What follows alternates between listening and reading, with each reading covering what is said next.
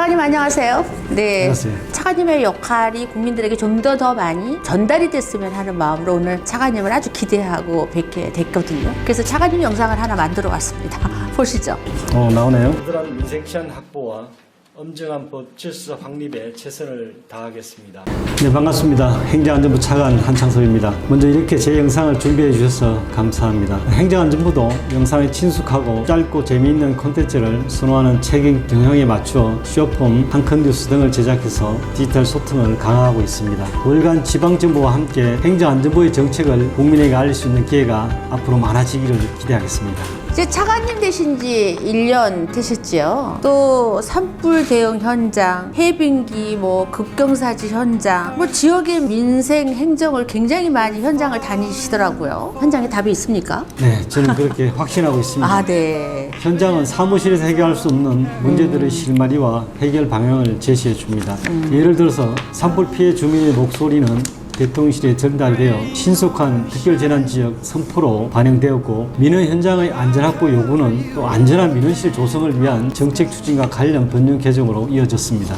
지방 규제로 인한 기업 현장의 애로사항은 중앙정부, 지자체, 민간 전문가가 함께하는 지방규제 혁신 회의 등을 통해서 논의되었고, 정부는 건축물 신정축을 위한 비행안전기업 범위 조정, 또 대형 화물 차량 통행로 확보를 위한 완충 녹지 일부 해제 등으로 화답했습니다. 지역의 고른 발전과 자율성 확대를 바라는 현장의 의견은 2023년 연도 업무 계획의 두 번째 약속, 활력 넘치는 지방시대로 구현되었습니다. 행정안전부는 지금도 현장과의 소통을 계속하고 있습니다. 시도 부단체장이 참석하는 지방정책협의회 외에도 시도 기조실장회의, 시도 재난안전실정회의를 개최하여 지역과 현장의 목소리를 수시로 듣고 있습니다.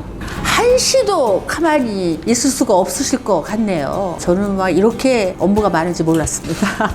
윤석열 정부의 지금 지방시대는 지역단체장님들도 굉장히 기대를 많이 하고 있더라고요. 행정안전부의 역할이 정말 어느 때보다 좀 중요하고 무겁겠구나, 이렇게 생각을 좀 하고 있거든요. 수도권 쏠림 지방 소멸의 악순환을 끊어내고 대한민국 국민이면 어느 지역에 살든 공정한 기회를 누리는 지방시대를 구현하는 것은 윤석열 정부의 6대 국정 목표 중에 하나입니다.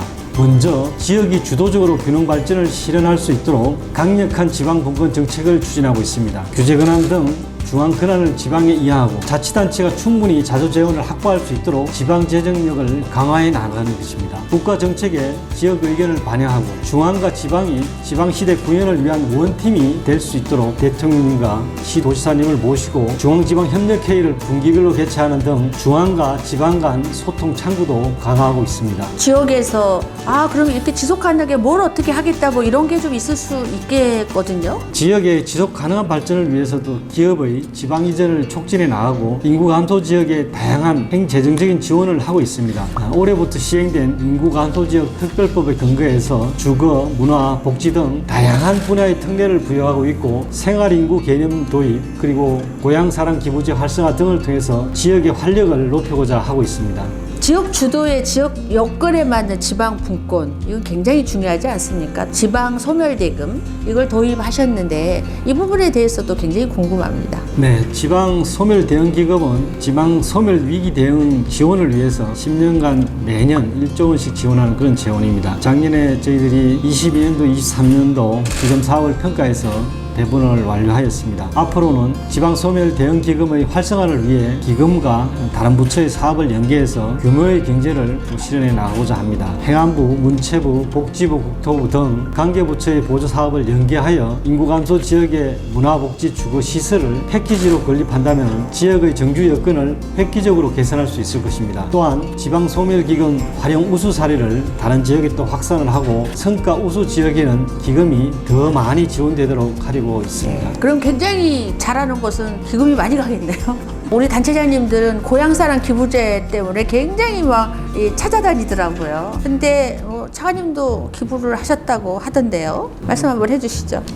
저도 지난 6일 이번에 산불로 피해를 입은 특별재난지역 10곳에 고향사랑 기부제를 통해 위로의 마음을 전달했습니다. 해당 지역에서는 기부금을 사용해 산불로 피해를 입은 주민을 지원하고 현장을 복구할 계획입니다. 기부가 활성화되려면 이처럼 기부금이 기부자가 공감할 수 있는 사업에 사용되어야 할 것입니다. 꼭 재난 복구가 아니더라도 거동이 불편한 어르신을 위한 배건 택시나 빈집을 이용한 지역 살아보기 등과 같이 지역에 꼭 필요한 사업을 발굴한다면 기부자들의 공감을 이끌어낼 수 있다고 생각합니다. 굉장히 중요하겠네요.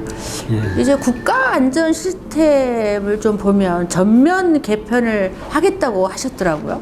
지난해 10월 29일 이태원에서 159명의 안타까운 생명이 유명을 달리하셨습니다. 정부는 이태원 참사를 계기로 우리 사회의 재난안전관리 시스템을 뿌리부터 전면 개편하기 위한 국가안전시스템 개편 종합대책을 마련했습니다. 이번 대책은 함께 만드는 우리 모두의 일상이 안전한 대한민국이라는 비전 아래 인파사고 재발방지 대책을 포함한 5대 전략 65개 세부과제로 이루어졌는데요. 핵심은 재난에 대한 예측 강화와 재난안전관리의 디지털화, 그리고 현장에서 실제 작동하는 시스템을 마련하는 것입니다. 구체적으로 좀 설명을 깊게 좀 부탁드리겠습니다. 먼저 신종 재난 위험요소 발굴센터를 운영하여 새로운 위험요소를 발굴 예측하고 관리해 나가겠습니다. 여기에는 혁신 인파관리 시스템 등 디지털 기술을 위험의 예측에 적극 활용하는 내용도 포함되어 있습니다. 두 번째로 재난 안전관리의 디지털 전환을 추진하는 것입니다. 진행형 CCTV, IoT 기술 등 다양한 디지털 기술을 통해서 과거 예측이 어려웠던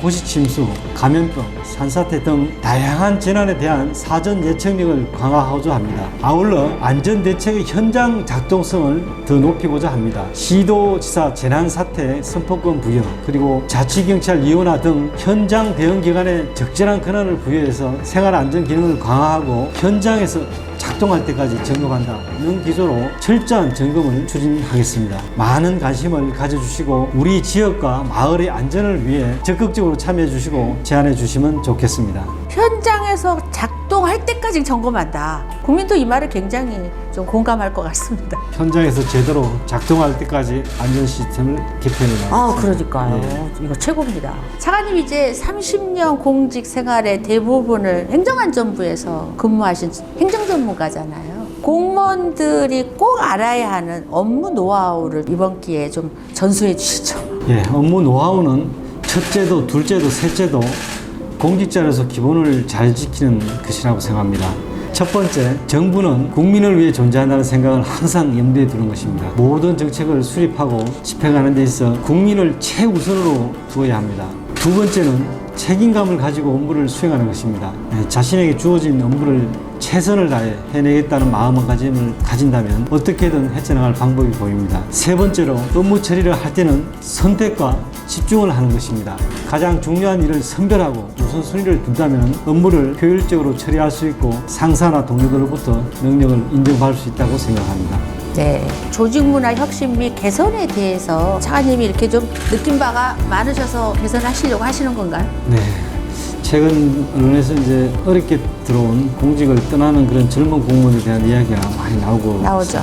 현재 공무원 중에 MZ세대 비율이 40%가 넘습니다. 상명하복의 수직적인 조직 문화를 바꾸지 않으면 젊은 직원들이 역량 발휘를 제대로 하지 못하고 유능한 사람들이 떠나게 될 것입니다. 이러한 공직 내의 불합리한 요소를 과감히 제거를 하고 또 수평적인 소통이라든지 유연한 복무, 개방적인 공간 등을 통해서 조직 문화를 개선해 가는 것이 조직의 성공을 위해서 매우 중요하다고 생각합니다. 조직 문화에 대해서 지금 굉장히 좀 다양한 노력도 하고 계시지요? 행정안전부도 조직 문화 개선을 위해서 다양한 노력을 지금 하고 있습니다. 몇 년 전 일부 지자체에서 15등 문제가 있었는데 행안부에서는 장관님이 직접 15 해제된 직원에게 15 해제 축하등을 주고 있습니다. 또 어제는 행정안전부의 조직 문화와 일하는 방식의 변화와 혁신을 선도해 나갈 제5기 행정안전부 체인지 발대식이 있었습니다. 직원이 주도적으로 행정안전부 조직 문화를 혁신해 갈 수 있는 것들을 찾아서 실제로 변화할 수 있도록 적극 노력해 나가겠습니다. 많이 바뀐 것 같네요.